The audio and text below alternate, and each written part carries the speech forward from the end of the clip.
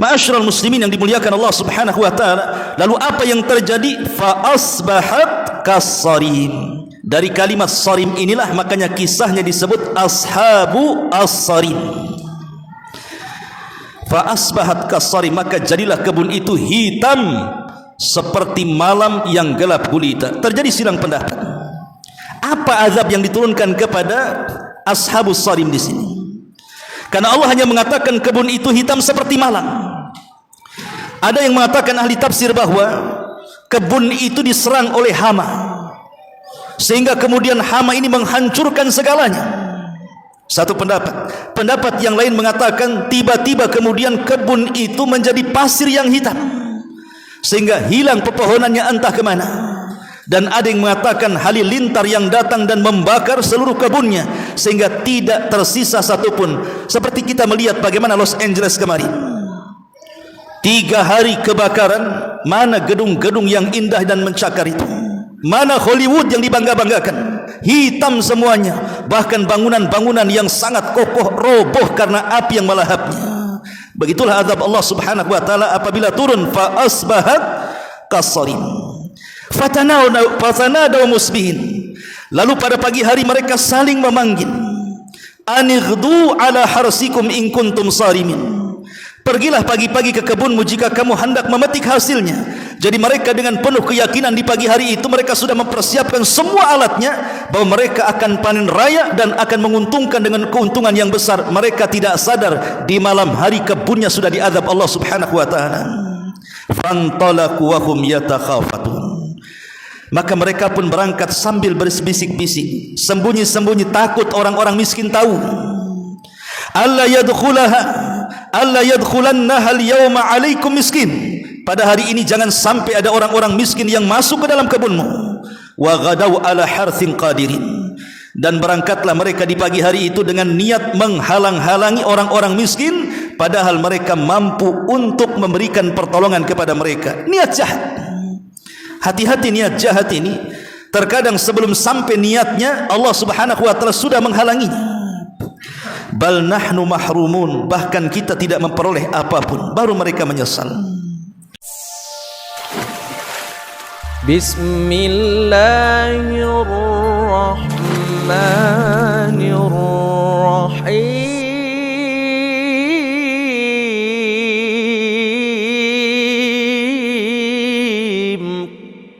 Warahmatullahi wabarakatuh. Bihamdillahi wassalatu wassalamu ala rasulillah wa ala alihi wa sahbihi wa mawalah wa la hawla wa la quwata illa billahi wa ba'du. Alhamdulillah, kita berada di malam ke-7 dari bulan Ramadan, dan kita lanjutkan kajian kita masih membahas qasasul Quran, kisah-kisah di dalam Al-Quran. Malam ini kita akan membahas satu kisah dalam Al-Quran yang ulama menyebutnya dengan kisah Ashab As-Sarim. Ashabu As-Sarim. Siapa Ashabus Sarim ini? Ashabus Sarim ini terdapat di dalam surah Al-Qalam. Difirmankan di dalam surah Al-Qalam, inna balawnahum kama balawna ashabal jannah idh aqsamu la yusrimunnaha musbihin. Sungguh kami telah menguji mereka orang-orang musyrik Mekah, sebagaimana kami telah menguji pemilik kebun ketika mereka bersumpah pasti akan memetik hasil di pagi hari. Kisah ini menjadi polemik para ulama tentang di mana letak sejarah Ashabus Sarim ini. Sebagian para ulama mengatakan bahwa kisah ini terjadi di Ethiopia ataupun Habasyah. Tetapi kebanyakan para ulama menguatkan bahwa kisah ini terjadi di Yaman. Letaknya di sebuah negeri di Yaman 20 mil dari Son'a, yang disebut dengan Dharwan. Dan itu yang paling banyak dikuatkan para ulama. Jadi kisah Ashabus Sarim ini terjadi di Yaman, di sebuah negeri namanya Dharwan. Dan negeri itu masih ada sampai hari ini di Yaman. Adapun zaman terjadinya, ada yang mengatakan bahwa setelah wafatnya Isa bin Maryam dan sebelum diutusnya Nabi SAW, ada seorang mukmin yang sangat soleh, di mana Allah Subhanahu wa taala anugerahkan seorang mukmin yang saleh ini kebun yang sangat luas sekali. Dan kebun itu menghasilkan dengan hasil yang banyak sekali. Tentu karena pemiliknya manusia yang paling bersyukur kepada Allah Subhanahu wa taala. Sehingga apabila kemudian kebun ini hendak dipanen, maka dia memanggil orang-orang fuqara wal masakin untuk memetik duluan hasilnya. Jadi para fuqara wal masakin itu disuruh masuk ke kebunnya, kemudian disuruh mengambil yang terbaik dari buah-buahan yang ada di kebun itu. Setelah seluruh fuqara wal masakin mereka memetik hasilnya, dan itu sebagai zakat daripada zakat pertaniannya, barulah kemudian pemiliknya memanennya. Dengan sebab itulah maka kebunnya selalu subur. Ya, karena memang wa ma anfaqtum min syai'in fahuwa yukhlifu. Apapun yang kalian infakkan pasti Allah Subhanahu wa taala akan menggantinya. Dan Nabi mengatakan ma naqasa min mali sadaqah, tidak mungkin berkurang harta yang disedekahkan. La in syakartum la azidannakum. Kalau kalian syukur maka ku tambah nikmat kalian. Itulah yang terjadi dengan kebun yang pemiliknya seorang mukmin yang saleh. Tetapi Allah Subhanahu wa taala takdirkan seorang mukmin yang saleh ini meninggal dunia dan mewarisi beberapa anak. Ada yang mengatakan 3, ada yang mengatakan 6 ataupun 5 anaknya. Satu hari setelah ayahnya meninggal dunia, tiba-tiba kemudian kebunnya itu semakin subur dan hasilnya semakin banyak. Belum pernah terjadi hasil sebanyak itu di zaman ayahnya. Mulailah kemudian anak-anaknya ini tidak mewarisi akhlak ayahnya. Anak-anaknya berencana untuk membuat makar kepada fuqara wal masakin, bahwa untuk panen tahun ini mereka tidak akan mendapatkan secuil daripada hasil pertaniannya. Dan mereka pun membodoh-bodohkan ayahnya dan mengatakan ayahnya bodoh karena memberikan sebagian hasilnya kepada orang yang tidak ada kait mengait dengan kebunnya. Disitulah kemudian niat jahat muncul. Mereka tidak akan bersedekah lagi kepada fuqara wal masakin dan diambil semua hasilnya. Ma'asyiral muslimin yang dimuliakan Allah Subhanahu wa taala, tetapi di antara anak-anaknya ini ada yang akalnya agak bagus, melarang saudara-saudaranya untuk melakukan hal itu karena itu bukan kebiasaan ayahnya. Di mana yang pertengahan ini, anak yang berakal ini mengatakan jangan kalian lakukan, karena ayah kita tidak pernah mewarisi akhlak seperti itu. Tetaplah budaya akhlak ayah kita itu dilaksanakan. Biarkan fuqara wal masakin itu memiliki bagian daripada hasil daripada kebun kita. Tapi karena mayoritas anaknya tidak setuju, maka apalah daya, walaupun dia orang yang paling berakal dari anak-anaknya, tidak bisa apa-apa. Akhirnya malam itu mereka merencanakan rencana yang buruk, bahwa mereka tidak akan memberikan sedikitkan kepada fuqara wal masakin. Jadi mereka ingin datang di pagi hari buta sebelum orang-orang fakir itu datang dan ingin memanen duluan. Mereka tidak paham bahwa makar Allah Subhanahu wa taala telah menanti mereka. Wa makaru makran wa makarna makran wallahu khairul makirin.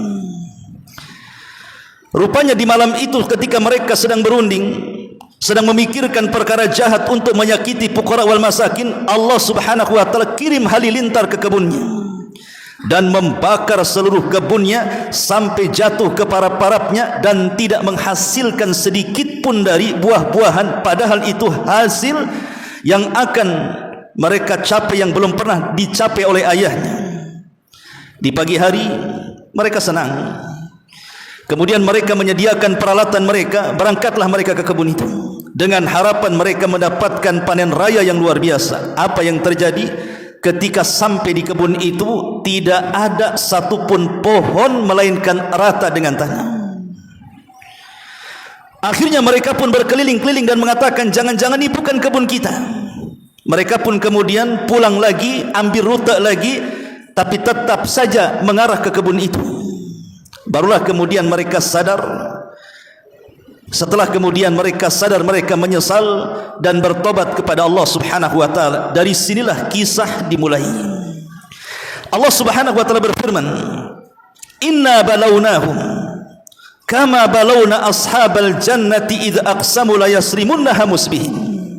Sungguh kami telah menguji mereka, orang-orang musyrik Mekah, sebagaimana kami telah menguji pemilik-pemilik kebun ketika mereka bersumpah pasti akan memetik hasilnya di pagi hari. Ayat ini ada asbab nuzulnya. Ketika Abu Jahal hendak menyerang Nabi SAW di Badar, Abu Jahal ini yakin dengan pasukan yang begitu banyak, 1000 lebih yang melawan 314 orang. Dengan keyakinan penuh Abu Jahal meyakini bahwa peperangan itu akan dimenangkan mereka, sehingga mereka merencanakan untuk menyakiti Nabi SAW. Kata Abu Jahal kepada teman-temannya, nanti kalau peperangan ini kita menangkan, jangan di antara kalian ada yang membunuh Muhammad. Biar kita Muhammad itu kita tangkap, kita ikat di atas bukit, biar dia mati pelan-pelan. Ini niat busuknya, niat busuk Abu Jahal dan juga para pemimpin Quraisy, seolah-olah mereka yakin bahwa mereka akan memenangkan peperangan itu. Tapi apa yang terjadi? Niat busuk Abu Jahal diganti oleh Allah Subhanahu wa taala dengan kekalahan mereka di perang Badar. Justru Abu Jahal dan seluruh pemimpin Quraisy mati di perang Badar dengan mati yang dihinakan. Ada juga versi yang lain, kata ahli tafsir, bahwa Nabi SAW dalam kisah Ashabus Sarim ini ingin mengingatkan orang-orang Quraisy, di mana Allah Subhanahu wa taala sudah memberikan nikmat yang begitu luas kepada orang-orang Quraisy. Di situ ada Ka'bah, di situ ada Zamzam, mereka pergi ke sana kemari aman, mereka berniaga penuh dengan keuntungan. Seolah-olah Rasul mengatakan, nikmat yang Allah anugerahkan kepada kalian, awas, hati-hati, jaga, jangan sampai kemudian lenyap ketika kalian kufur kepada Allah Subhanahu wa taala. Kemudian Rasul mempermisalkan kisah Ashabus Sarim kepada mereka. Kemudian Allah mengatakan wala yastathnun, tapi mereka tidak mengecualikan dengan mengucapkan insyaallah. Jadi ketika mereka merencanakan untuk memetik hasilnya di pagi hari, mereka tidak mengatakan insyaallah besok kita akan memanen hasilnya. Seolah-olah mereka memastikan pasti besok akan panen. Dan ini penting mengucapkan kalimat insyaallah itu, ikhwan.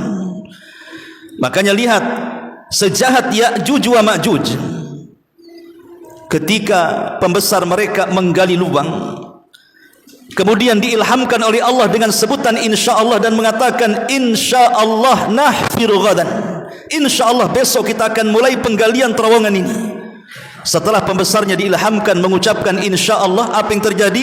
Terowongan itu jebol, benteng Dzulqarnain pecah, akhirnya mereka keluar seperti air yang jatuh dari ketinggian saking banyaknya Ya'juj dan Ma'juj itu.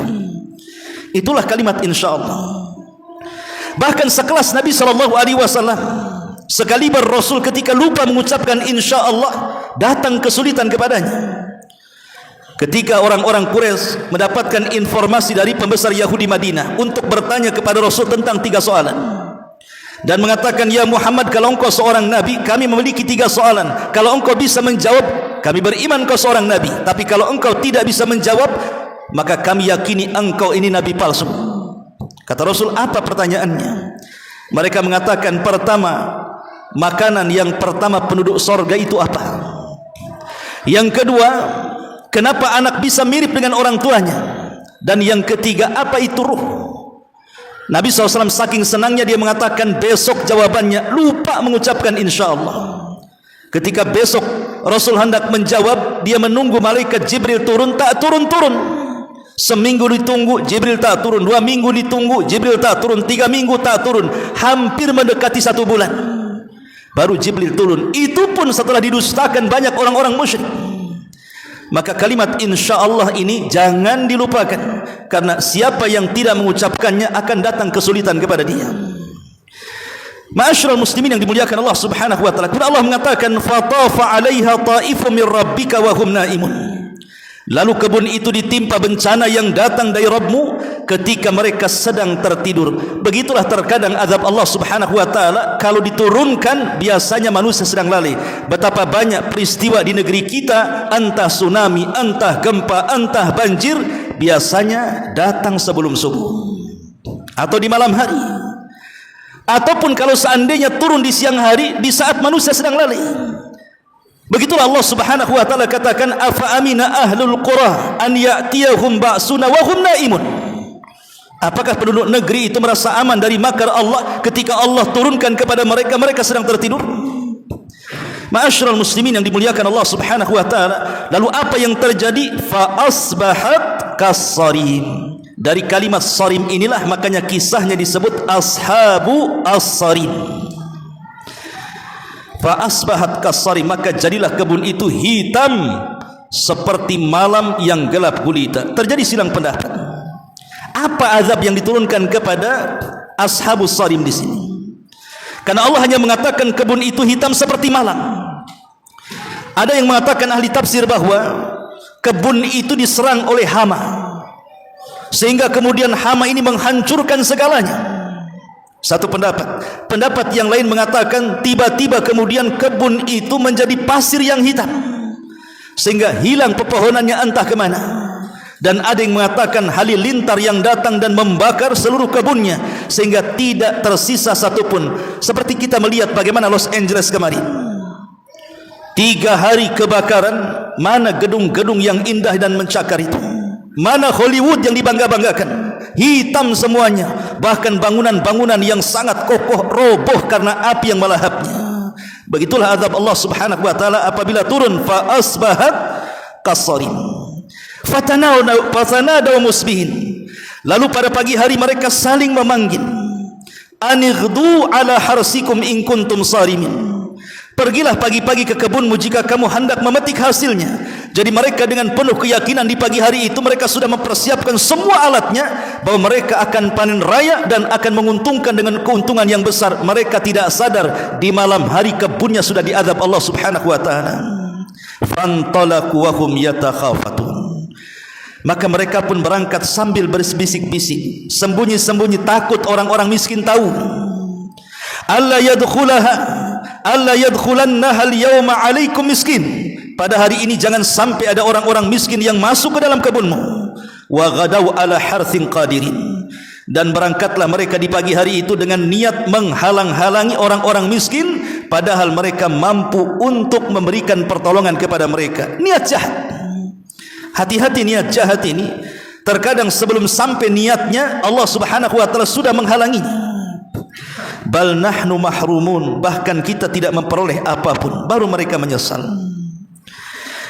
Qala awsatuhum alam aqul lakum laula tusabbihun. Berkatalah orang-orang yang paling bijak di antara mereka, dari semua anak itu ada yang berakal, memberikan nasihat kepada saudara-saudaranya dan mengatakan, qala awsatuhum alam aqul lakum laula tusabbihun. Bukankah aku telah mengatakan kepadamu, mengapa kamu tidak bertasbih kepada Rabbmu? Artinya, kenapa kalian tidak mengikuti jejak ayah kita, memberi makan kepada fuqara wal masakin? Justru kita berniat jahat kepada mereka. Lihat apa yang terjadi. Bal nahnu mahrumun. Mereka tidak memperoleh apapun karena kebun itu sudah diazab oleh Allah Subhanahu wa taala. Qalu subhana rabbina inna kunna zalimin. Baru kemudian mereka tobat dan mereka berkata, maha suci Rabb kami, sesungguhnya kami adalah orang-orang yang zalim. Fa aqbala ba'duhum ala ba'din yatalawamun. Lalu mereka saling berhadapan dan saling menyalahkan. Qalu ya wailana inna kunna taghin. Mereka berkata, celaka kita, sungguh kita orang-orang yang melampaui batas. Asa rabbuna an yubdilana khairan minha inna ila rabbina raghibun. Mudah-mudahan Rabb kami memberikan ganti kepada kami dengan kebun yang lebih baik daripada yang ini. Sungguh kita mengharapkan ampunan dari Rabb kita. Kadzalikal adzab wala adzabul akhirati akbar law kanu ya'lamun. Demikianlah azab di dunia, tapi di sana ada azab yang lebih pedih, maksudnya azab di akhirat. Menurut ahli tafsir, ada yang mengatakan setelah mereka bertobat, betul-betul menyesal, akhirnya mereka bertobat dengan taubatan nasuha, memperbaiki kebun mereka kembali. Akhirnya Allah subhanahu wa ta'ala ganti kebun itu menjadi kebun yang jauh lebih baik lagi, lebih banyak lagi hasilnya dibandingkan yang pernah terjadi kepada ayah mereka yang saleh. Itulah akibat daripada taubatan nasuha. Allah ganti dengan yang jauh lebih baik lagi. Inilah di antara kisah Ashabus Sarim. Intinya bahwa di dalam kisah ini ada sebuah pelajaran bahayanya niat buruk dan sifat kikir. Subhanakallah bihamdika asyhadu an la ilaha illa anta astaghfiruka wa atubu ilaik. Allahu ta'ala alam. Assalamualaikum warahmatullahi wabarakatuh.